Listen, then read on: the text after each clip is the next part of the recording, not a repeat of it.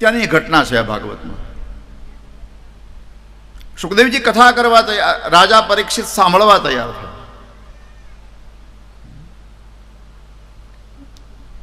બિલકુલ આમ સભા બેઠી છે અને સાંભળનારા કોણ? ઋષિઓ.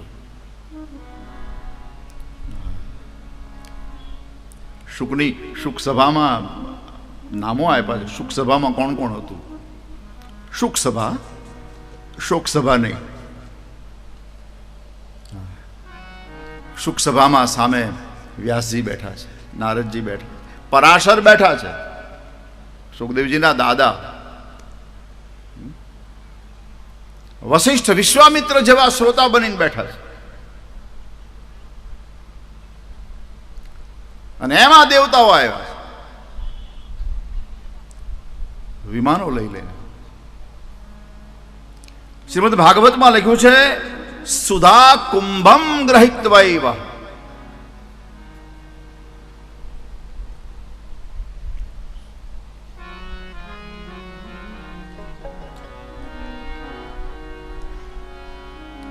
જીતુભાઈ, કાર્ય કરનારા જ્યારે કથા સાંભળે ને ત્યારે અમે રાજી બહુ થાય.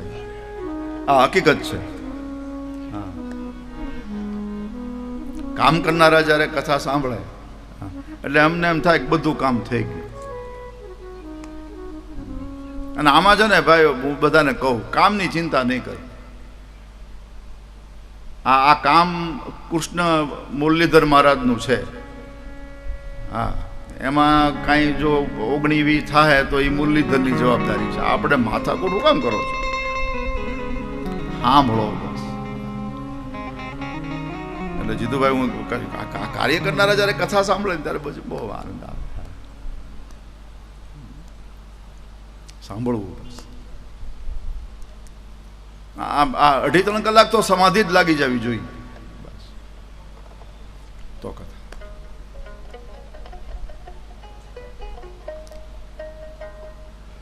શાંત કથા ચાલે છે. સભા બેઠી છે અને એમાં ઉપર અવાજ આવ્યો. આપણી ભાષામાં કહું, ઘઘરાટી બોલી. હવે શાંત કથા ચાલતી હોય અને બધા સાંભળતા હોય ને એમાં ઉપર ઘઘરાટી આવે એટલે થાય શું? બધાનું ધ્યાન ઉપર જાય. એટલે બધાનું ધ્યાન ઉપર ગયું. જોઈ દે, વિમાન હાલ્યું આવે છે. બધા સાંભળનાર ને શ્રોતાઓને એમ થયું કે આ કોણ વીઆઈપી આવ્યા વિમાન લઈ. ગંગાના કિનારે વિમાન ઉતર્યું. બધાની જિજ્ઞાસા, કોણ હશે, કોણ હશે? ત્યાં તો અંદરથી દેવતાઓ નીકળ્યા. ઇન્દ્ર મહારાજ, વરુણ, કુબેર, યમરાજ, દિક્પાલો, આખું વિમાન ભરીને આવ્યા છે.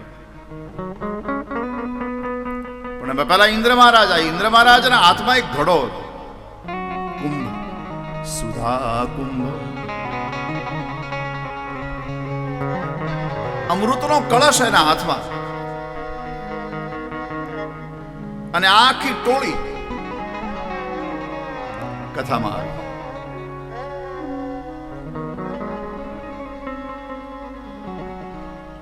અને સીધા ભગવાન સુખદેવજીની પાસે પહોંચી ગયા.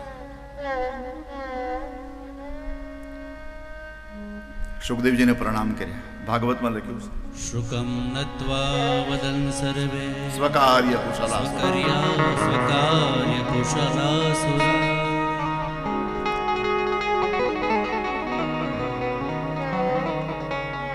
તમામ દેવતાઓએ ઇન્દ્ર મહારાજ સહિત સુખદેવને પ્રણામ કર્યા. પણ પ્રણામ કરવામાં એનો સ્વાર્થ હતો એવું લખી નાખ્યું. સ્વકાર્ય કુશલ, પોતાનું કામ કઢાવવામાં હોશિયાર. સ્વકાર્ય કુશલ એવા દેવતાઓ ભગવાન સુખદેવજીને વિનંતી કરે છે.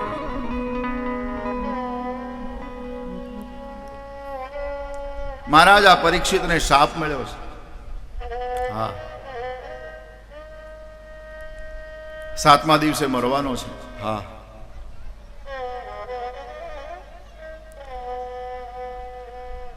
મહારાજ આ ભારતને પરીક્ષિત જેવો રાજા પછી ક્યારે મળશે?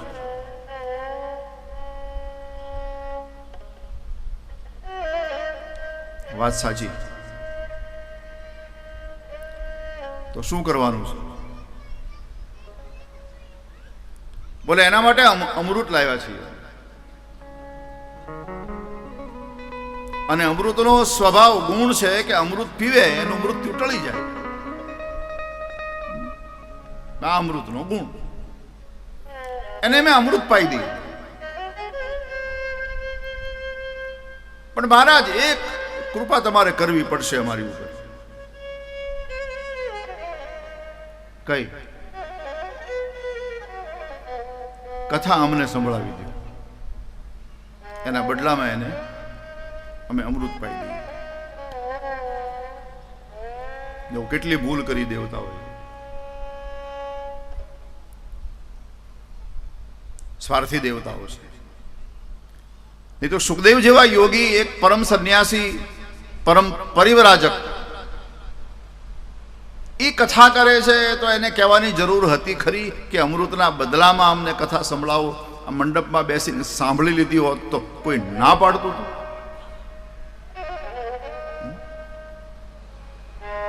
પણ આ તો અંદરનો પેલો મહેલ છે ને, અમે દેવ કહેવાય અને અમે મફતમાં ન સાંભળી લ્યો.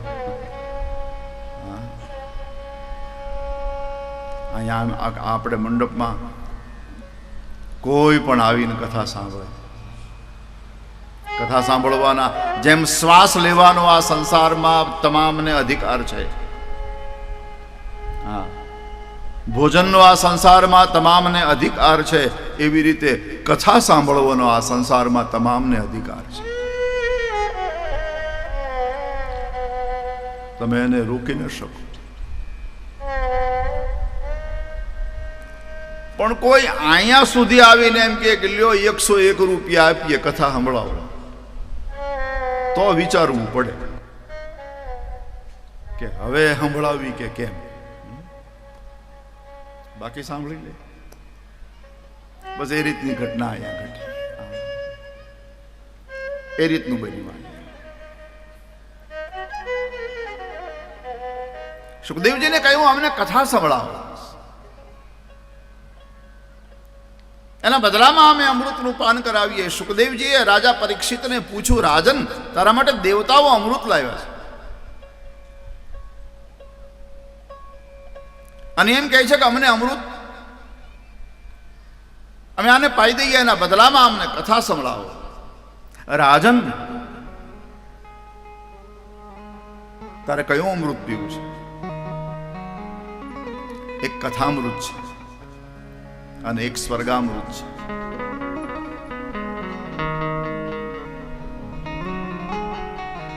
રાજા પરીક્ષિતે ભગવાન સુખદેવજીને પૂછ્યું કે બાબા, કૃપા કરીને આપ મને એક વસ્તુ બતાવો કે કયું અમૃત પીવાથી કયો ફાયદો છે, પછી હું નક્કી કરું. જેમ દેવતાઓ એના લાભનો વિચાર કરે છે, તો હું મારા લાભનો વિચાર કરું ને, કે આ અમૃત પીવાથી મને ફાયદો છે કે આ અમૃત પીવા. બે છે તો અમૃત. એક કથામૃત છે અને એક સ્વર્ગામૃત છે. ફરક એટલો. સુખદેવજીએ કહ્યું, રાજા, સ્વર્ગનું અમૃત પીવાથી તને સ્વર્ગ મળશે અને સ્વર્ગ એટલે સુખ. સ્વર્ગની બહુ સાદી વ્યાખ્યા થાય, સુખ. સુખ પણ કયું સુખ?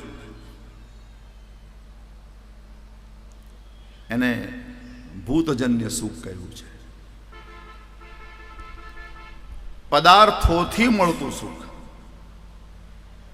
વસ્તુથી મળતું સુખ.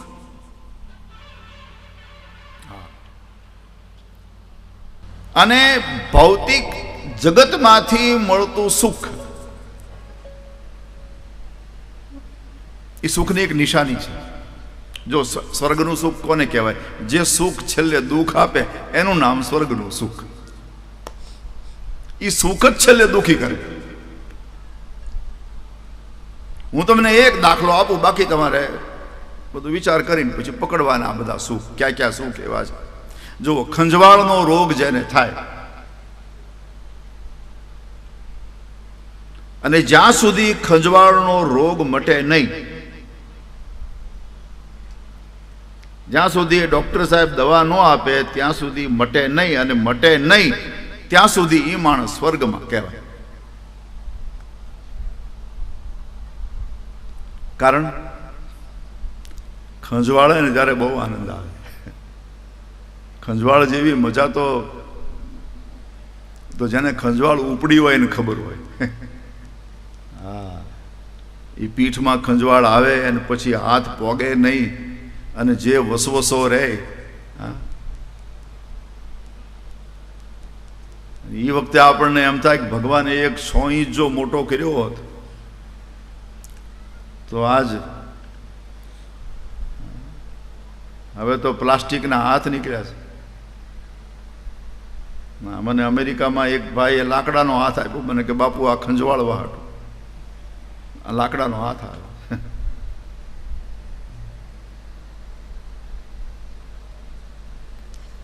ખંજવાળનો રોગ જ્યાં સુધી રહે ત્યાં સુધી એને સુખ મળે. ખંજવાળે ત્યારે પણ ખંજવાળવાનું સુખ ક્યાં સુધી? ખંજવાળે ત્યાં સુધી. જેવું ખંજવાળું બંધ થાય, બળતરા ચાલુ થાય, બસ આ સ્વર્ગ જે સુખ જ મને તમને છેલ્લે દુઃખ આપે. રાજા, તને સ્વર્ગનું અમૃત પીવાથી સુખ મળશે અને સ્વર્ગ મળશે. ક્યાં સુધી? જ્યાં સુધી તારું પુણ્ય હશે ત્યાં સુધી. પુણ્ય પૂરું થશે એટલે પાછા દેવતાઓ ધક્કો મારીને કાઢી મૂકશે. જાઓ પાછું પુણ્ય કરી આવો.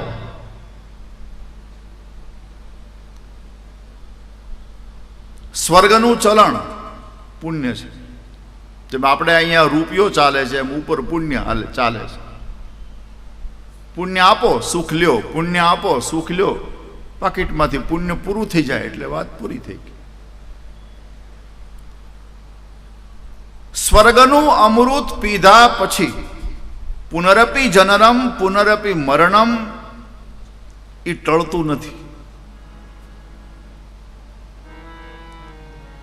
રાજા ભાગવતની કથાનું જે પાન કરે એ તો એવા સ્થાનમાં જાય છે કે જ્યાં ગયા પછી ક્યારેય પડવાનો ભય નથી.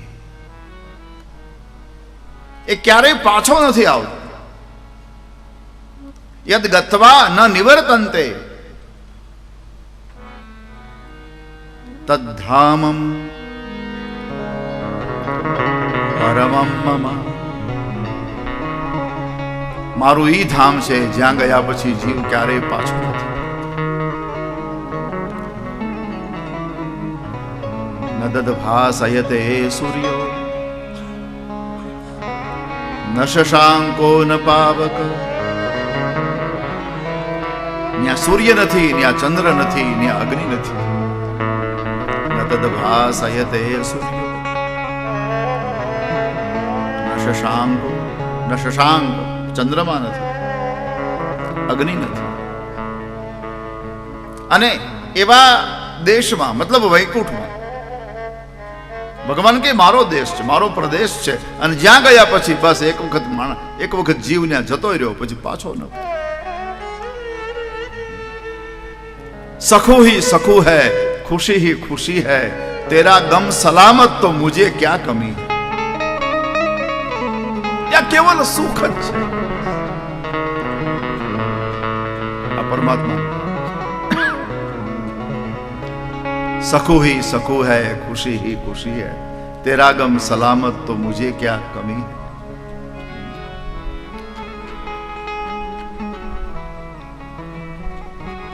चरागों के बदले मकान जल रहे हैं. चरागों के बदले मकान जल रहे हैं. ये नया है जमाना, नई रोशनी है. न हारा है इश्क, न दुनिया थकी है. न हारा है इश्क, न दुनिया थकी है. दिया जल रहा है और हवा चल रही है, सकू ही सकू है, खुशी ही खुशी, तेरा गम सलामत तो मुझे क्या कमी है।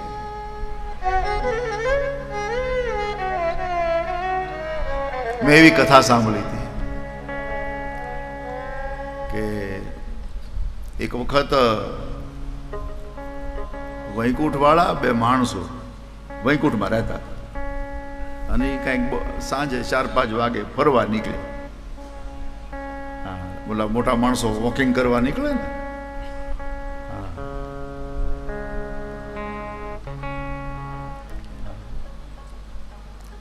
ડોક્ટરો કહે આમ મહેનત ન કરે પછી બધું ભેગું થાય. પછી ડોક્ટરો કહે કે હવે તમે ચાલો, તમે જોજિંગ કરો, હવે તમે કસરત કરો, ગમે તેમ કરીને આ શક્તિ જે ભેગી કરી છે ને એ કાઢો, હવે શક્તિને કાઢો. એટલે આમ જરા ખવાઈ ગયું છે એટલે સાંજના ફરવા નીકળ્યા. વાતો કરતા કરતા નરકના દરવાજે પહોંચી ગયા. હવે નરકમાં કૂતરા બહુ, એ તો ન્યા જ હોય ને, કારણ વગર કઈડ્યા હોય, કારણ વગર ભસ્યા હોય. હા, કારણ ન હોય ને એમ નામ ભસ્યા કરે ને આપણને સુવા ન દે, નરકમાં જાય. હવે આની પાછળ દોડ્યા કરડવા માટે. બિચારા વૈકુંઠ વાળા હવે મુલાયમ સ્વભાવના માણસો દોડીને વૈકુંઠમાં ઘૂસી ગયા. પાછળ કૂતરાય ઘૂસી ગયા. કૂતરા વૈકુંઠ, એટલે વૈકુંઠ વાળા તો હેરાન થઈ ગયા. ક્યાં કૂતરા વૈકુંઠમાં? એટલે ઘણા સમજાવ્યા કે ભાઈ તમે બોલે અમે આમ નરકમાં હતા પણ અહીંયા આવી ગયા છે, તો કે તમે જતા રહો. તો એક કૂતરો તો થોડોક આમ દૂબળો પાતળો હતો, પણ એક તો એવો હા ડાઘ્યો, બહુ ભસતો અને બોલક્યો એ બહુ. એને પેલા વૈકુંઠ વાળાને કીધું કે અમે અહીંયા વૈકુંઠમાં આનંદ કરીએ, એમાં તમારું શું જાય છે? તો પણ આ ભગવાનના વૈકુંઠનો મહિમા ઘટે, તમે જતા રહ્યો હોય. બોલે નહીં, ન જાય. તે ઓલું તો જે દુબળું પાતળું હતું એ તો હા મગજનું જરાક. તે આ મોટા કૂતરાને કહે કે વૈકુંઠ ક્યાં ને બાપનું છે, કયો નહીં લે. તો ઓલા તો આમ નરકવાળાના તો એની ભાષા તો આવી જ હોય ને.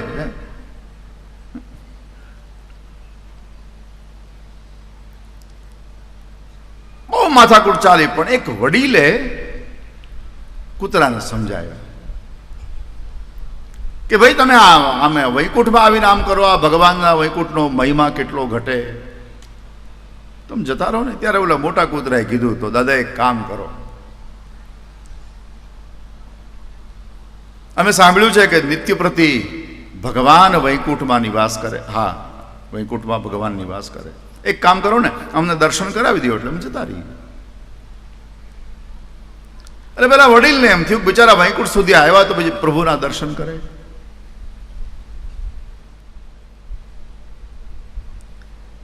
પેલા વડીલે કીધું હા અમે તમને પ્રભુના દર્શન કરાવી.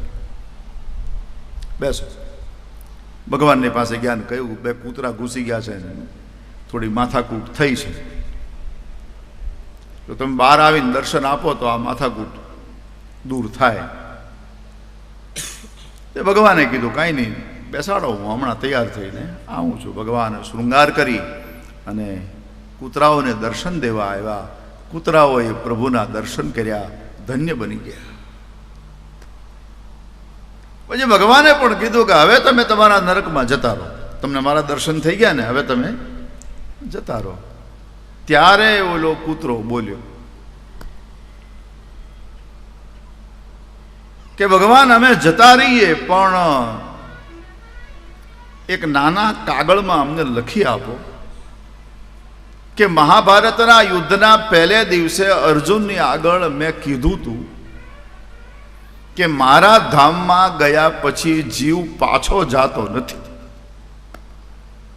યદ ગત્વા ન નિવર્તન્તે તદ્ધામમ પરમમ મમ, એ મારું ધામ છે જ્યાંથી જીવ પાછો ક્યારેય ફરે નહીં. આવું તમે અર્જુનની સામે કહ્યું હતું. બોલે હા, તો અમને લખી આપો કે એ મારાથી ખોટું બોલાઈ ગયું હતું. એ ઓલા શંખ વાગતા હતા ને ધૂળ ઉડતી હતી ને મારો મારો ના અવાજ નીકળતા હતા, એટલે મારું કઈ ઠેકાણે હતું નહીં ને એમાં અમારે કહેવાય ગયું હતું.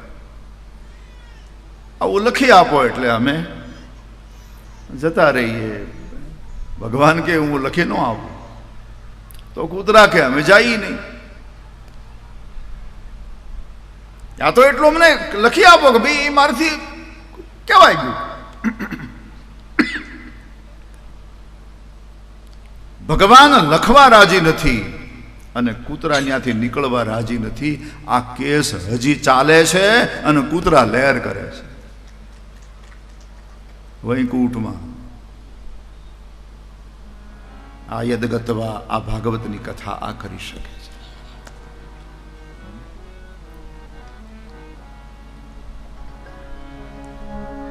અને એટલા માટે અમૃતનો તિરસ્કાર કર્યો છે. અમૃત ઠીક છે, અમૃત આપણે બરાબર છે, લાંબુ આયુષ્ય મળે અમુક વર્ષ સુધીનું. હા, બાકી અતિ લાંબુ આયુષ્ય આશીર્વાદ નથી, અભિશાપ છે. બહુ જીવવું એ સારું નથી. આપણા ભગત બાપુ એને બહુ સુંદર સૂત્ર આપ્યું છે સંસારને કે લૂંટેલું અમી અમર બનાવી શકે પણ અભયતા નો આપી શકે, નિર્ભયતા નો આપી શકે. કોઈ અમૃત લઈને જાતો હોય તો આપણને ખબર પડે કે આની ગાગરમાં અમૃત છે, તમે દોડી ગાગર જોટી લ્યો અને એક છાપું ભરી અને પી જાઓ, અમર જરૂર બની જશે. લૂંટેલું અમી એ અમરત્વ આપશે પણ અભયતા નહીં આપે. એટલે અમૃતનો તો બહુ આમ મહિમા આપણા શાસ્ત્રોએ ગાયો નથી. ભગવાનની કથાને પણ અમૃત કહેવાની ના પાડી છે ભાગવતમાં. કારણ કે ભગવાનની કથા અને અમૃત બેના સ્વભાવ જુદા છે. એક ભોગ આપનારું છે અને એક યોગ આપનારું છે. એક લાંબુ આયુષ્ય આપનારું છે પણ એક પરમાત્માનો પ્રેમ આપનારું છે.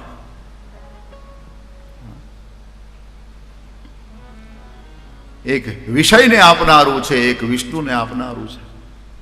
એક સાધનો આપનારું છે, એક સાધના આપનારું છે. એટલે બહુ અંતર છે અમૃતવાન કથામાં. બહુ લાંબુ આયુષ્ય. હિમાલયમાં એક યોગી રહેતા હતા, કેદાર મંદિર છે ને એની પાછળ. પછી એની પાસે અમૃત હતું.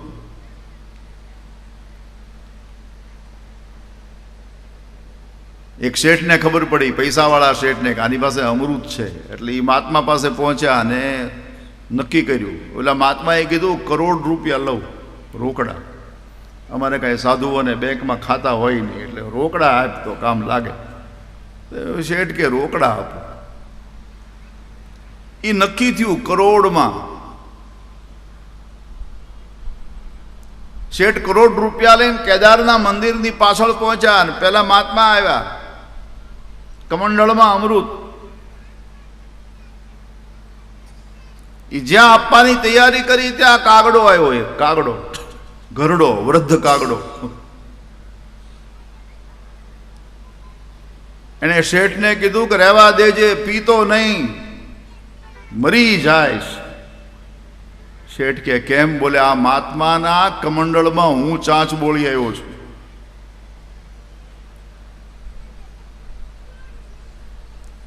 હવે મરાતોય નથી ને જીવાતોય નથી. એટલે અમૃતનો એટલો બધો મહિમા નથી, કથાનો મહિમા છે. અભક્તા તાંશ વિજ્ઞાય ન દદૌસ કથામૃતમ. વક્તાઓને ભગવાન વેદવ્યાસે આજ્ઞા કરીને કહ્યું કે અભક્ત હોય, જેના હૃદયમાં કથા પ્રત્યે ભાવ ન હોય, જેના હૃદયમાં કથા પ્રત્યે પ્રેમ ન હોય, એવા લોકોને આ કથા ન સંભળાવતા.